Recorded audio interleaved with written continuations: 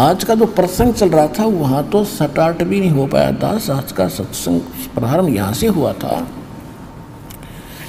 कि परमात्मा पाने के लिए हमने अपने सदग्रंथों को ही आधार बनाना है। और सदग्रंथ कौन से हैं?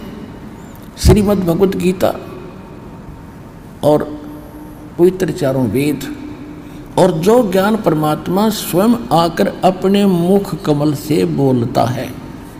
श्रीमद् भगवद गीता अध्याय नंबर 4 के श्लोक नंबर 32 में कहा है कि इन यज्ञ धार्मिक अनुष्ठानों की विस्तार के साथ जो जानकारी, यज्ञों की, यज्ञ माने धार्मिक अनुष्ठानों की विस्तार के साथ जानकारी सच्चिदानंद घन ब्रह्म के मुख कमल से बोली हुई वाणी में, सच्चिदानंद घन ब्रह्म की वाणी में कही गई है विस्तार के साथ।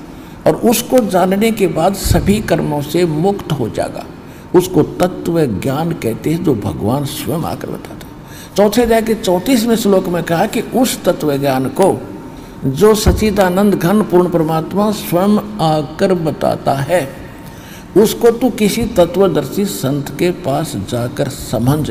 उनको दंडवत प्रणाम करने से, केवल वही संत एक दंडवत प्रमाण का अधिकारी बताया, प्रणाम का अधिकारी बताया है गीता में, कि जो तत्वदर्शी है। अन्यथा अपने विषय में गीता ज्ञानदाता 18वें अध्याय के 65वें श्लोक में कहता, मुझे नमस्कार कर, मेरा भगत बन, मेरी भक्ति करेगा तो मुझे ही प्राप्त होगा।